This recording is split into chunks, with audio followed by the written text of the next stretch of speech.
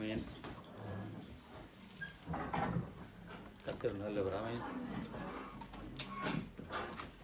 இந்த வேளையிலும் பாடலோடு தான் வார்த்தை கொடுக்கப்பட்ட குறுகிய நேரம் வாசிப்பட்டவன்றபடியா பாஸ்டர் உடன்படி நாங்கள் எப்பவும் வார்த்தைக்கு முதல் ஒரு பாடல் பாடி வார்த்தை கொடுப்பதுண்டு. வார்த்தைக்கு பிறகு ஒரு படிப்போடு ஒரு பாடல், அது பாஸ்டர் இல்லை சொன்ன கட்டாயத்திற்கு நாங்கள் செய்கிறது. ஆனால் நேரங்களை நான் பார்த்து கர்த்தர் அந்த நேரத்துக்குள்ள முடிக்கும்படியாக எனக்கு உதவி செய்வாராக. நான் இப்போ ஒரு பாடலை பாடும் பொழுது அந்த பாடலுக்குள்ளேயே அந்த செய்தி இருக்கிறது. ஆமென். எல்லாம் மாயையா உலகில், எல்லாம் மாயையா, இயேசுவின் வார்த்தை ஒன்றே உண்மை, இயேசுவின் வார்த்தை ஒன்றே உண்மை, என்றைக்கும் நிலைத்திருக்கும் என்றும். எல்லாம் மாயையா உலகில், எல்லாம் மாயையா, சந்ததி போகும் சந்ததி திரும்பும், பூமியோ என்றுமே நிலைத்திருக்கும். சந்ததி போகும் சந்ததி திரும்பும், பூமியோ என்றுமே நிலைத்திருக்கும். சூரியன் உதிக்கும் அதுவே மறையும், சூரியன் உதிக்கும் அதுவே மறையும், திரும்பவும் திரும்பவும் இது நடக்கும், திரும்பவும் திரும்பவும் இது நடக்கும். எல்லாம் மாயையா உலகில், எல்லாம் மாயையா,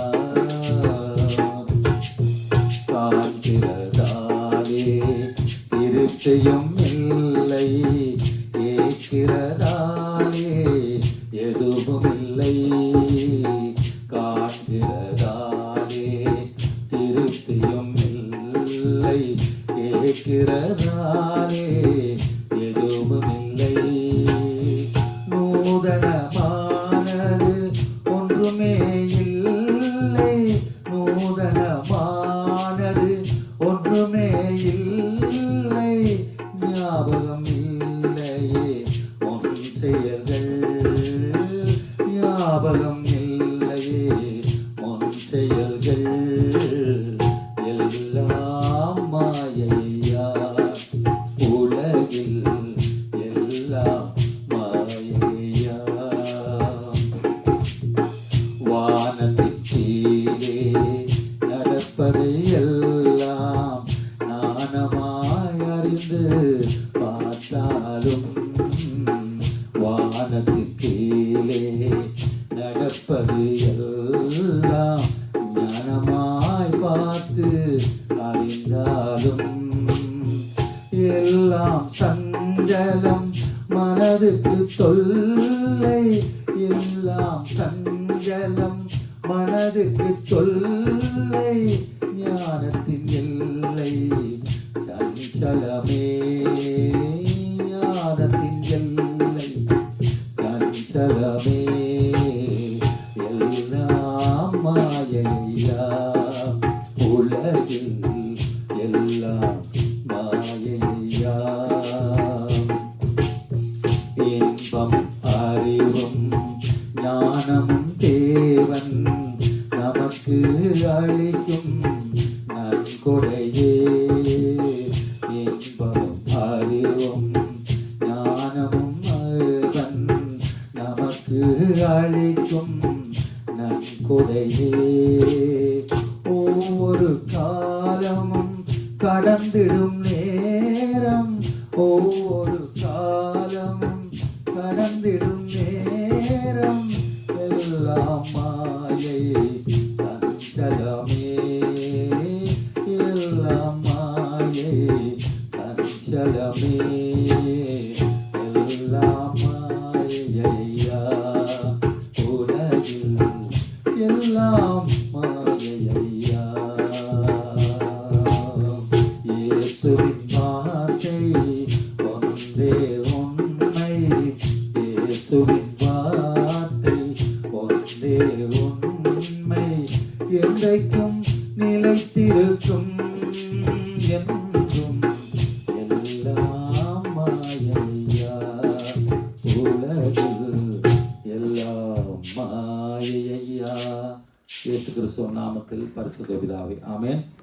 நாங்கள் பிரசங்கி புத்தகத்திலிருந்து 1-12 அதிகாரம் இருக்கிறது, இதை தியானிக்க போகிறோம். நாங்கள் ஒரு சில வசனங்களை வாசிப்போம், சில வசனங்களை வாசியுங்கள், சில வசனங்களை போடுங்கள். நாங்கள் இதை காணாது. பிரசங்கி 1-9 வரை முதல் சீக்கிரமாய் வாசிங்க. தாவீதின் குமாரனும் எருசலேமின் ராஜாவுமாகிய பிரசங்கியின் வாக்கியங்கள். மாயை மாயை, எல்லாம் மாயை என்று பிரசங்கி சொல்லுகிறான். சூரியனுக்கு கீழே மனுஷன் படுகிற எல்லா பிரயாசத்தினாலும் அவனுக்கு பலன் என்ன? ஒரு சந்ததி போகிறது, மறு சந்ததி வருகிறது, பூமியோ ஒன்றென்றைக்கும் நிலைத்திருக்கிறது. சூரியன் உதிக்கிறது, சூரியன் அஸ்தமிக்கிறது, தான் உதித்த இடத்திற்கே அது திரும்பவும் தீவிரிக்கிறது. காற்றுக்கு தெற்கே போய் வடக்கேயும் சுற்றி சுழன்று சுழன்று அடித்து தான் சுழன்றின இடத்துக்கே திரும்பவும் வரும். எல்லா நதிகளும் சமுத்திரத்திலே ஓடி விழுந்து சமுத்திரம் நிரம்பாது. தாங்கள் உற்பத்தியான இடத்துக்கே நதிகள் மறுபடியும் திரும்பும். எல்லா வருத்தத்தினாலும் நிறைந்திருக்கிறது, அது மனுஷரால் சொல்லி முடியாது. காண்கிறதினால் கண் திருப்தியாகிறதும் இல்லை, கேட்கிறதினால் செவி நிரப்பப்படுகிறதும் இல்லை. முன் இருந்ததே இனிமேலும் இருக்கும், முன் செய்யப்பட்டதே பின்னும் செய்யப்படும். சூரியனுக்கு கீழே நூதனமானது ஒன்றுமில்லை. அல்லேலூயா. முதலாவது வசனம், தாவீதும் குமாரனும் எருசலேமின் ராஜாவாகிய பிரசங்கியின் வாக்கியங்கள். பிரசங்கி, நாங்கள் ஒரு பிரசங்கி. அல்லேலூயா. வாக்கியம் சாலமோன் ராஜா. அவர் சொல்றான், மாயை மாயை, எல்லாம் மாயை என்று பிரசங்கி சொல்றான். அங்கே முக்கியமான வசனம் இந்த மெசேஜுக்கு அங்கே சொல்லப்படுற 3வது வசனம் என்ன சொல்லப்படுது? சூரியனுக்கு கீழே மனுஷன் படுகிற எல்லா பிரயாசத்தினாலும் அவனுக்கு பலன் என்ன? அல்லேலூயா. நாங்கள் பிரயாசப்படுகிறோம். ஆமேன். கூலித்தொழிலால் கூலிக்கு போகிறான், பணக்காரன் பணத்தை சேர்க்கிறோம், இப்படியா பிஸ்னஸ் இப்படியா ஒவ்வொன்று சொல்லிக்கொண்டு போகலாம்.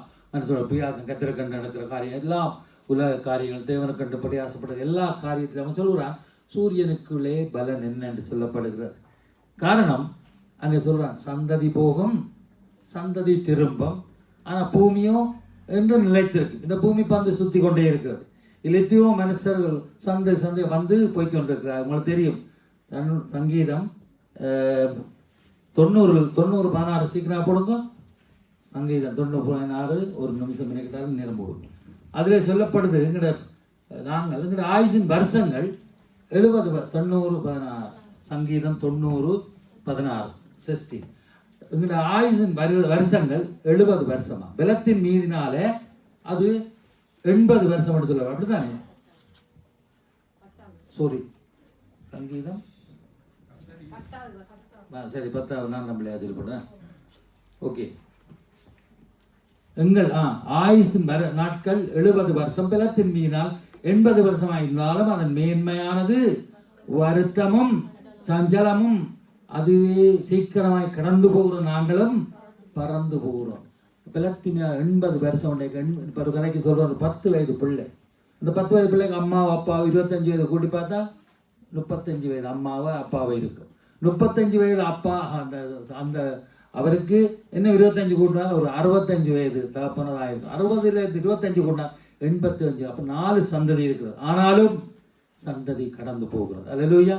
ஆனால் அந்த பூமியில நாங்கள் பிறக்கிறோம், இறக்கிறோம், அங்கே பார்க்குறோம், பிறப்பு இறப்பு தொடர்ந்து நடக்கிறது. ஆனால் பூமியும் இன்றைக்கு நிலத்துக்கு. அதுபோலத்தான் 5, 6, 7 வசனம் சொல்கிறது, ஆண்டவர் படைச்சிருந்த சிருஷ்டிகள்.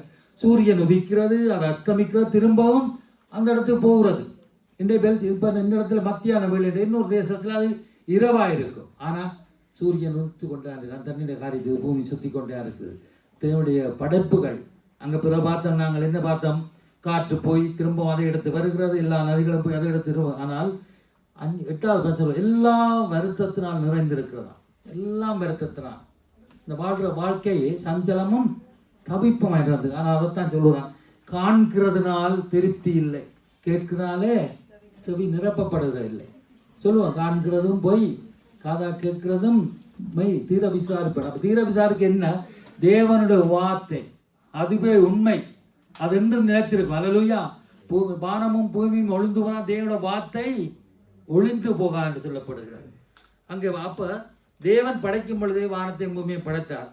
முன் இருந்தது போலே இனிமேலும் இருக்கும். முன் செய்யப்பட்ட பின் செய்யப்படும். ஆனால் சூரியனுக்குள்ளே நூதனமானது ஒன்றுமே இல்லையா? ஏதாவது ஆண்டவர் படைத்த வானமும் பூமி அண்ட சராசங்களை விட இங்கே நூதனமாக இந்த பூமியிலே நாங்கள் வாழ்கிற காலம் ஒன்றுமில்லை. ஆனாலும் மனுஷன் சந்திரமண்டலம் போகிறான், ஆராய்ச்சி செய்கிறாங்க, எவ்வளோ காரியங்களை செய்கிறாங்க. ஆனால் பூமியை சுத்தாபடி நிற்க முடியும், செய்ய முடியாது. சந்திர மண்டலத்தை கீழே கொண்டு வந்து பார்க்க முடியாது. ஆனால் தேவனுடைய படைப்புகள் அவ்வண்ணமாக இருக்குது. ஆனால் மனுஷன்தான் அவன் கடந்து போய்கொண்டே இருக்கிறான். அப்போ அதனால் சொல்லப்படுகிறது, சூரியனுக்கு கீழே மனுஷன் படுகிற எல்லா பிரயாசம் அவனுக்கு பலன் என்னன்னு சொல்லப்படுகிறது. அல்லேலூயா. அவை முன்பு இருந்ததும் இனிமே இருக்குன்னு சொல்லப்படுது. அங்கே 10:11 காரியங்கள் சொல்லப்படுறது. 10ஆம் வசனம் 11 எல்லாம் வாசிக்க தேவையில்லை.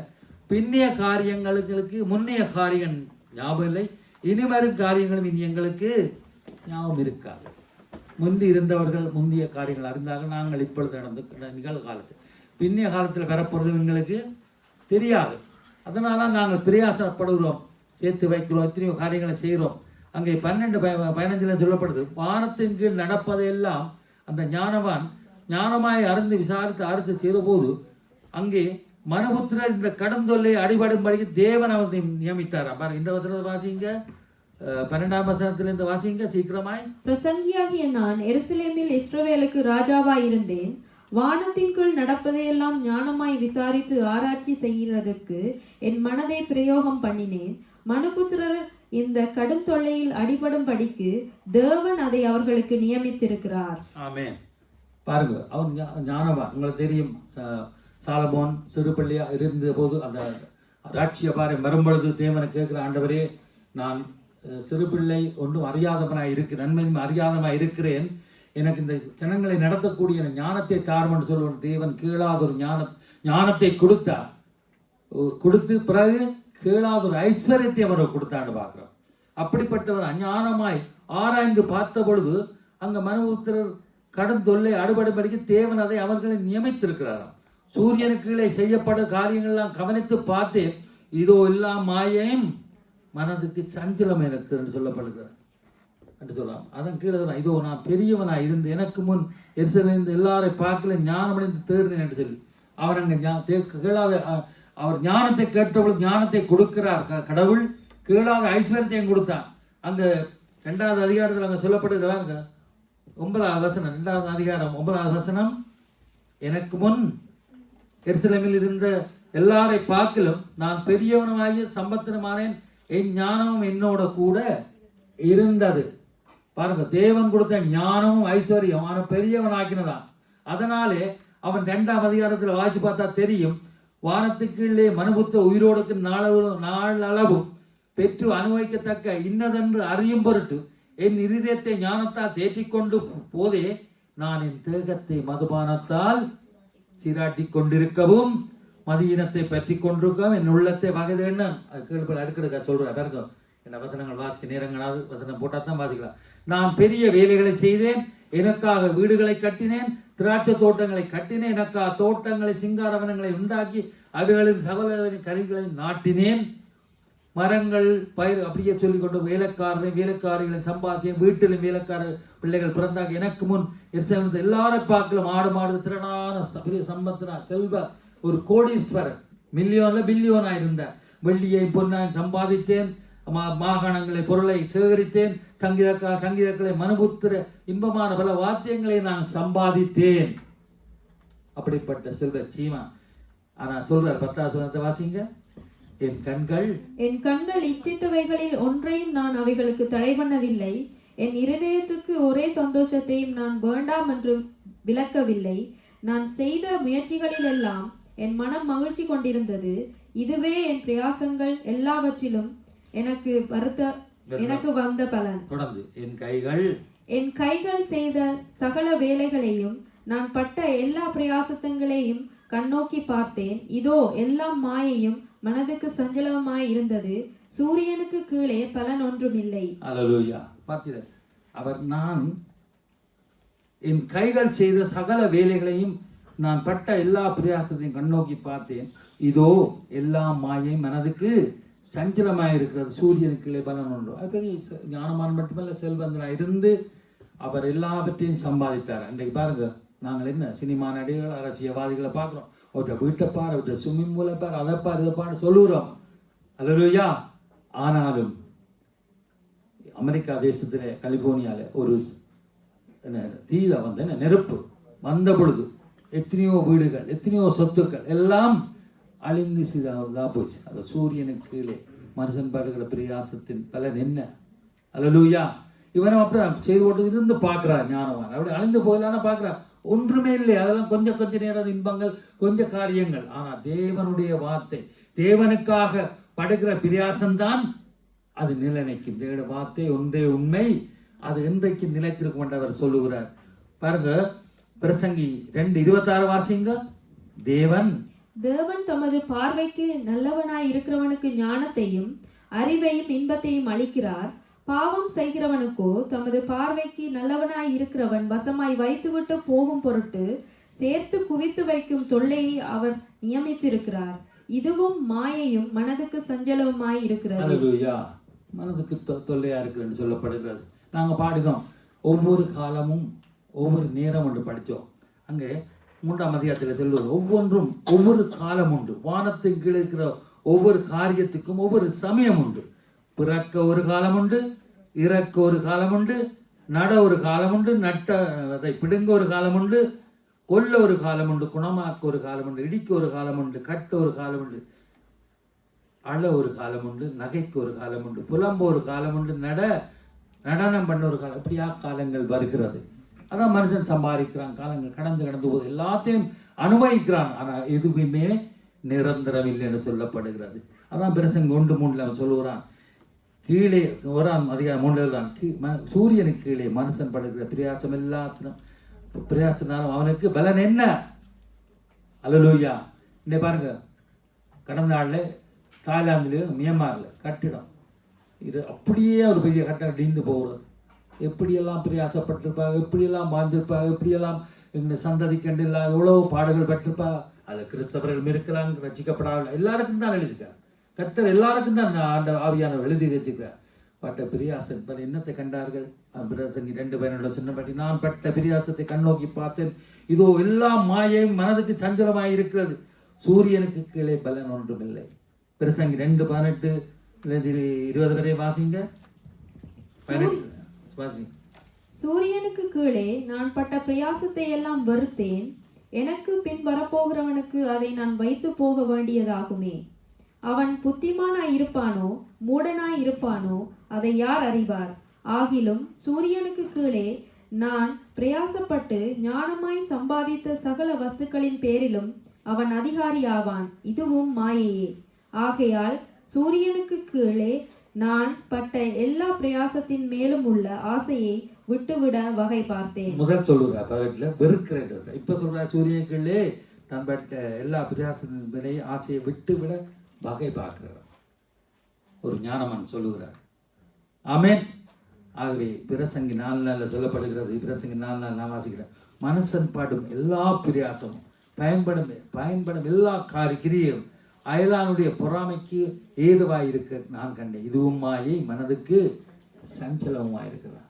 சங்கீதம் 127:1-3 சொல்லப்படுது. இன்னை நாங்கள் ஆரம்ப செபத்தில் சொன்னதில்லை, கர்த்தர் வீட்டை கட்டாவிடில் அது போடுங்க. சங்கீதம் 127:1-3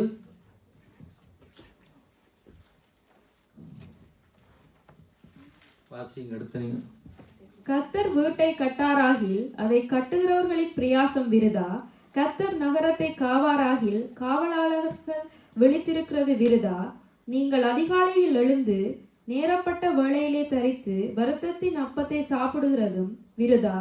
அவரே தமக்கு பிரியமானவனுக்கு நித்திரையை அளிக்கிறார். அல்லேலூயா. நீங்கள் எவ்வளவுதான் சம்பாதித்து போட்டு பணம் இருக்கிறான், பணத்துக்கு நகைக்கு புறத்துக்கு காவல் இருக்கிறான், இல்லாதவன் பசியில நித்திரை இல்லாமல் தவிக்கிறான். ஆனால் எல்லாவற்றுக்கும் ஆண்டு சொல்றார், அப்பத்தை சாப்பிடுறதும் விருதா, அவரே தமக்கு பிரியமானவனுக்கு நித்திரை அளிக்கிறான். மேல வசனம் சொல்வது, கர்த்தர் வீட்டை கட்டாராயில் அதை கட்டுறவர்கள் பிரயாசம் விருதா. அவருக்கு தன்னை வீட்டை மட்டுமில்லை, நம்முடைய வீட்டை ஆபிக்கிற அவளா எங்களோட வீட்டை கட்டுருவாங்க என்று. ஆகவே நாம் கர்த்தருக்காய் படுகிற பிரயாசம் ஒரு நாளும் வீண் போகாது.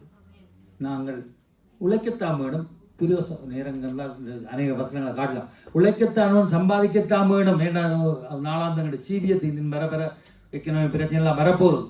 ஆனால் கர்த்தருக்குள்ளே நாங்கள் அவருக்குள்ள பிரயாசப்பட வேண்டால் அங்கே சொல்லப்படுகிறது 128 சங்கீதம், கர்த்தருக்கு பயந்து அவர் வழியில் நடக்கிற வணிகன் அவன் கையின் பிரயாசங்களை சாப்பிடுவான். அப்போ ஆண்டவர் வார்த்தை தான் உண்மை உள்ளது. மனுஷன் நாங்களா இந்த சாலமோன் இப்படியெல்லாம் சொல்கிறேன்னு பார்ப்போம்.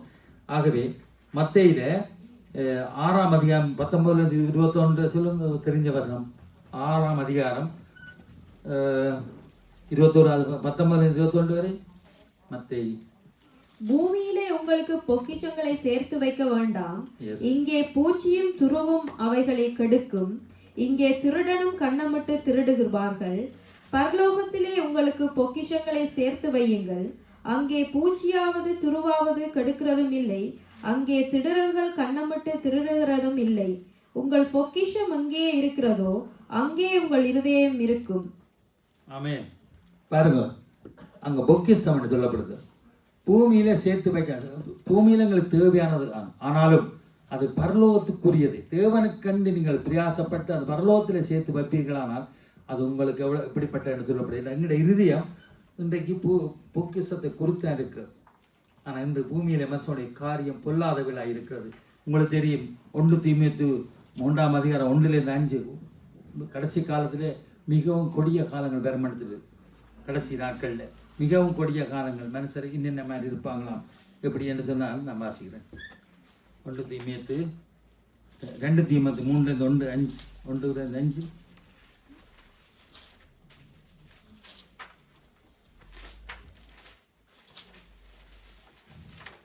மேலும் கடைசி நாட்களில் வேர்த்து தட்டி இடுங்க. மேலும் கடைசி நாட்களில் கொடிய காலங்கள் வருமென்று அறிவாயாக. எப்படியெனில் மனுஷர்கள் தற்பிரியராயும் பணப்பிரியராயும் வீம்புக்காரராயும் அகந்த உள்ளவர்களாயும் தூசிக்கிறவர்களாயும் தாய் தகப்பன்மாருக்கு தொடர்ந்து வாசிங்க பிள்ளை கீழ்ப்படியாதவர்களாயும் அன்பில்லாதவர்களாயும் இணங்காதவர்களாயும் அவதூறு செய்கிறவர்களாயும் இச்சையடக்கம் இல்லாதவர்களாயும் கொடுமை உள்ளவர்களாயும் நல்லோரை பகைக்கிறவர்களாயும் துரோகிகளாயும் துணிகரம் உள்ளவர்களாயும் இருமாப்புள்ளவர்களாயும் வேத பிரியர் இல்லாமல் சுகபோக பிரியராயும் தேவ பக்தியின் வேஷத்தை தரித்து அதன் பலனை மறுதலிக்கிறவர்களாயும். ஆமென். கொடியனாக பாருங்க, நாங்கள் எங்களுக்கு பொக்கிஷம் எங்களுடைய சொத்துக்கள் எங்களுக்கு பெருமை வந்துடுது. அந்த உங்களுக்கு தெரியும், ஒளியின் தூதன் அவன் லூசிபர், நான் தேவனுக்கு மேலாக இருப்பேன் என்ற பெருமை கொண்டாடியாக கீழே விழுந்தான். அதே போல எங்களோட வாழ்க்கையிலும் எங்களுக்கு என்ன எல்லாம் குறவில்லை என்று நாங்கள் நினைச்சு அந்த பொக்கிஷங்களை நினைக்கிறதால எங்களுக்குள்ள இப்படிப்பட்ட குணாதிசயங்கள் வருகிறது. அங்கே சொல்லப்படுது, ரட்சிக்கப்பட்டவர் தான் சொல்லப்படுகிறது. தேவ பக்தியின் வேஷத்தை தவிர்த்து அந்த பிள்ளையின் மறுதல்களாக இருப்பார். இப்படிப்பட்டவர்களை கண்டு நீ விலகு என்று சொல்லப்படுகிறது. அல்லேலூயா. ஆவே இது கொடிய காலங்கள்.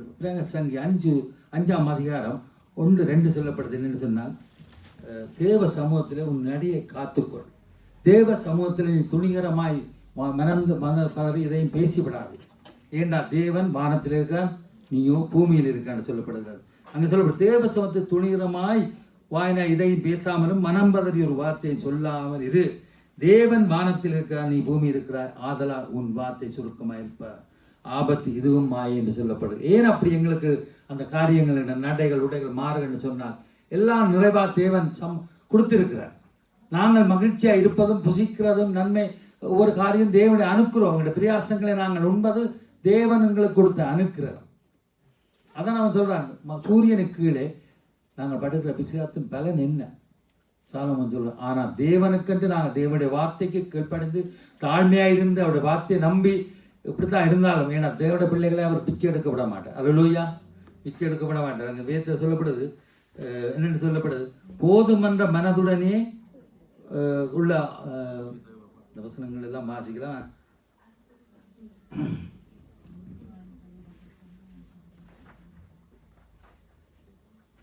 அல்லேலூயா. அப்ப நாங்கள் போதுமன்ற மனதுடனே உள்ள ஆதாயம் தான் மிகுந்த பக்தியா இருக்கிறது. அல்லேலூயா. நாங்கள் ஒன்றும் கொண்டு வரவில்லை, கொண்டு போவதும் இல்லை. ஆகவே அங்கு தேவாலயத்திலே நாங்கள் துணிகரமாக செய்யக்கூடாது. தேவன் இருக்கிறான். என்ன சொற்களின் நீதிமொழிகள் 10-19 சொல்லுறது, சொற்களின் மிகுதியில் பாவம் இல்லாமல் போகாது, தன் உதடுகளை அடக்கிறவனோ புத்திமா. 2 பேர் சுபம் பண்ண போனார்களாம். மாயக்காரன் வரிசையனும் உங்களுக்கு தெரியும். போன இடத்துல அவன் பரிசைன்னு சொல்கிறான், நான் ஆராதனைக்கு வருகிறேன், தசவாங்க கொடுக்குறேன், நான் பரிசுத்தமாக இருக்கிறேன், நான் இப்படி இருக்கிறேன் இப்படி இருக்கேன்னு சொல்லி தன்னை பெருமையாக சொல்கிறான். அங்கே ஆயக்காரன் இருந்துட்டு பாவியாக என் மேலே வானத்துக்கு நேர கண்களுக்கு சொல்கிறான், எனக்கு கிருப்பி ஆயிரன்னு சொல்லி. நான் அடிக்கடி என்ன அதுக்கு தான் நடந்து பார்ப்பேன்.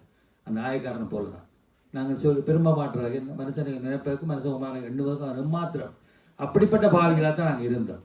ஆகவே அப்படியா இருந்து அவன் ஜெபிக்கிறான். அல்லேலூயா.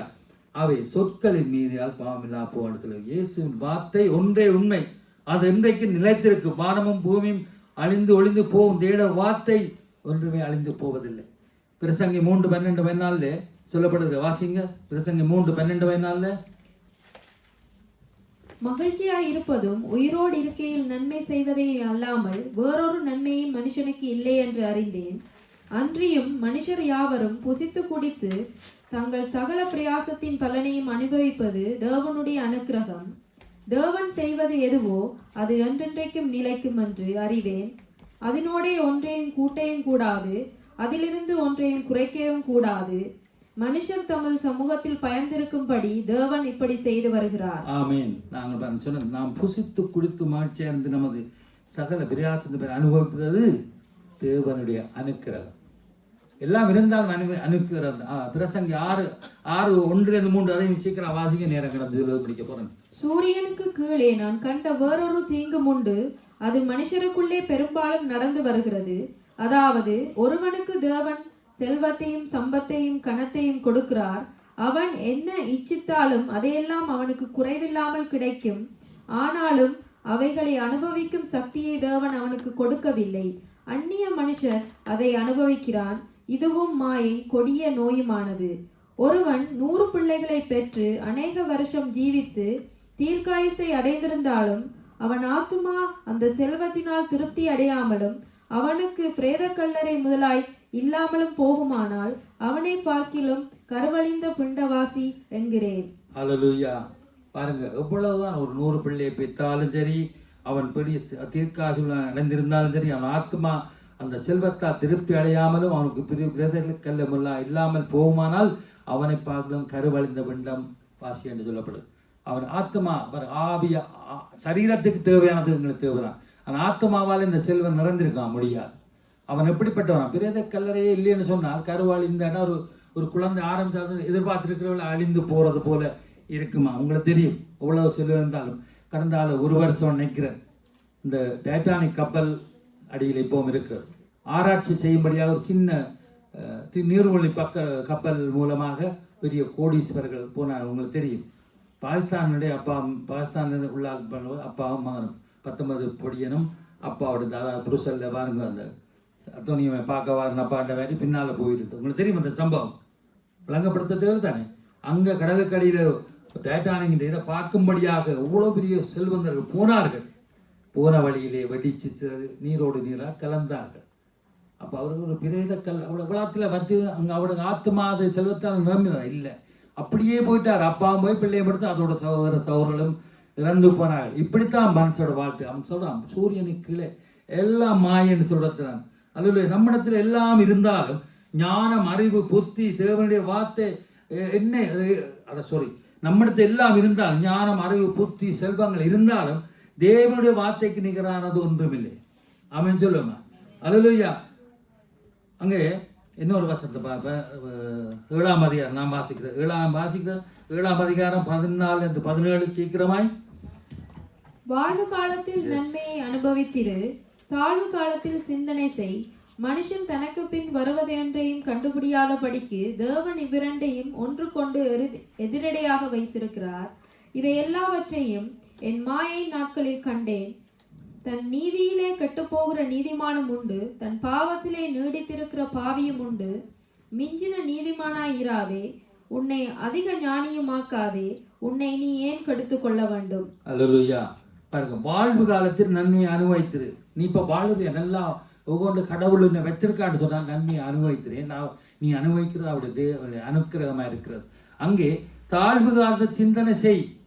என வாழ்ந்து கெட்டவர்கள் இருக்கிறார்கள், வறுமையிலே இன்று வரைக்கும் இருக்கிறார்கள். அங்கே தாழ்வு காலத்தை சிந்தனை செய். மனுஷன் தனக்கு பின் வருவதென்றையும் கண்டுபிடியாதபடிக்கு தேவன் இவ்விரண்டை ஒன்று கொண்டு எதிரியாய் வைத்திருக்கிறார். மிஞ்சின நீதிமானாயிராதே, மிஞ்சின பாவியுமாயிராதே என்று சொல்லப்படும். மிஞ்சின நீதமான நான் எல்லாத்திலும் என்று அப்படி இருக்காது. ஏன்? தேவன் ஒருவரே பரிசுத்தர். பாவம் இல்லையோன்னு சொன்னால் எங்களிடத்தில் நாங்களே வஞ்சிக்கிறோன்னு சொல்லப்படுகிறது. மிஞ்சின பாவியமாக இருக்காது. எல்லாருக்கும் அக்கிரம சிந்து கொண்டு எல்லாவற்றையும் அக்கிரமம் செய்து இருப்பானால் என்ன பாவத்தின் சம்பளம் மரணம் என்றபடி நேரத்துக்கே போய் சேர்ந்துடும். அப்படி தான் சொல்லப்படுகிறது. அல்லேலூயா. அப்போ நமக்கு 1:8 சொல்வது, நமக்கு பாவம் இல்லையோவானால் நாமே நம்மை வஞ்சிக்கிறோம். நமக்கு தேவனுடைய சத்தியம் இராதுன்னு சொல்லப்படுகிறது. நாம் கெட்டு போகாமல் நித்திய ஜீவனை அடையும்படியாக அங்கே யோவான் 3:14 ஆண்டவர் சொல்லப்பட தம்முடைய ஒரே பேரான குமாரனை எங்களுக்கு இவ்வளவாய் தந்து நாங்கள் அவரை விசுவாசிக்க ஒருதரும் கெட்டு போகாதபடிக்கு நித்திய ஜீவனை அடையும்படிக்கு அவரை தந்தருளினார். ஏன்னா அந்த பணம் மனுஷனை மாற்றிடும். உலகத்தில் உள்ளவங்களும் இருமாப்பா இருக்கார்கள். தேவன பிள்ளைகளுக்கும் மிதமிஞ்சினா இதுதான் வரும். சந்தனம் மிஞ்சினால் எங்கே எல்லாம் தடவான்னு சொல்றது என்ன? அல்லேலூயா. அப்போ தேவனையே நாங்கள் மறந்துடுவோம், சத்தியத்தையே மறந்துவோம். ஆகவே தேவனுடைய வார்த்தை பொய் சொல்லாது, அது சத்தியமும் உண்மையும் ஜீவனமாக இருக்கிறது. சூரியனுக்கு கீழே எல்லாம் மாய் என்று பிரசங்கி சொல்கிறான். மனுஷன் படுகிற பிரியாசத்துக்கு பலன் என்ன என்று சொல்கிறான். உபாகமம் 8:16 சொல்லப்படுகிறது. நாம் சம்பாதிக்கவும் நாங்கள் எல்லாத்தையும் தேவன் தான் அந்த பலனை கொடுக்கிறார். இது என்னுடைய சம்பாத்தியம், என்னுடைய திறமை, என்னுடைய கட்டித்தனம் என்று சொல்லாத அளவுக்கு அங்கே அந்த வசனம் இருக்கிறார். நீங்கள் குறித்து கொள்ளுங்க. 8:8-18 1 தீமோத்தேயு 6:6 சொல்லப்படுகிறது. போதுமன்ற மனதோடு இருக்கணுமா? போதுமன்ற மனது பணக்காரியங்கள் ஒவ்வொன்றிலையும் இருக்க வேணும். கடைசியாக நான் முடிக்க போகிற நேரமாவது பாலிய பிள்ளைகளுக்கு ஒரு காரியம் சொல்கிறேன். 11ஆம் அதிகாரம் 9வது வசனத்திலேருந்து 10 மட்டும் வாசிங்க. வாலிபனே, நான் வாசிக்கிறேன். வாலிபனே, உன் இளமையிலே சந்தோஷப்படு, உன் வாலிப நாட்களிலே உன் இருதயம் உன்னை பூரிப்பாக்கட்டும். உன் நெஞ்சின் வழிகளிலும் உன் கண்ணின் காட்சிகளிலும் நட. ஆனாலும் இவைகள் எல்லாவற்றின் நிமித்தமும் தேவன் உன்னை நியாயத்திலே கொண்டு வந்து நிறுத்துவார் என்று அறி. நீ உன் இருதயத்திலிருந்து சஞ்சலத்தையும் உன் மாம்சத்திலிருந்து தீங்கையும் நீக்கி போடு. இளவயதும் வாலிபம் மாயையே. அல்லேலூயா. அவனுடைய இளவயதும் மாயைன்னு சொல்றேன்.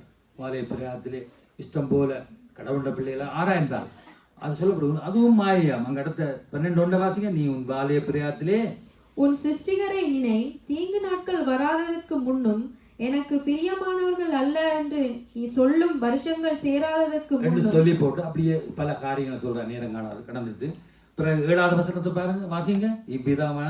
இவ்விதமாய் மண்ணானது தான் முன்னிருந்த பூமிக்கு திரும்பி ஆவி தன்னை தந்த தேவனிடத்துக்கு மறுபடியும் போகிறதற்கு முன்னும் அவரை உன் வாலிப பிரயாதத்திலே நினை. அல்லேலூயா. எங்களுக்கும் வாலிபம் வந்து வாலிபம் முதிர் வயது வந்து சந்ததி போகும், சந்ததி திரும்புகின்ற பிரகாரம் வாலிய பிராயமே மாயன்னு சொல்லப்படுது. அந்த நேரத்தில் நீ சந்தர்ப்பம் வாட்சி வாய்க்கில் தேவனை சொல்லப்படுது. உன் வாலிய பிராயத்தில் உன் சிறுஸ்திகரை நினை. மற்றது சரீரமானது மண்ணுக்கு திரும்பும் நாவி தந்த தேவடத்தை மறுபடியும் போவதற்கு முன்னும் அவரை உன் வாலிய பிராயத்திலே நினை என்றா என்ன? அவரை ஏற்றுக்கொள். அல்லேலூயா. ஆகவே வானத்துக்கு கீழே மனுஷர் படுகிற பிரியாசத்தின் பலன் என்னன்றபடி நாங்கள் சில வசனங்கள் வாய்த்தோம். கர்த்தர் உங்களை ஆசீர்வதிப்பார். ஆமென். ஒரு பாடலை பாடுவோம். ஜீவனுள்ள நாட்களெல்லாம் இயேசுவுக்காய் வாழ்வோ, இருப்பது ஒரு வாழ்வு, அதை அவருக்கு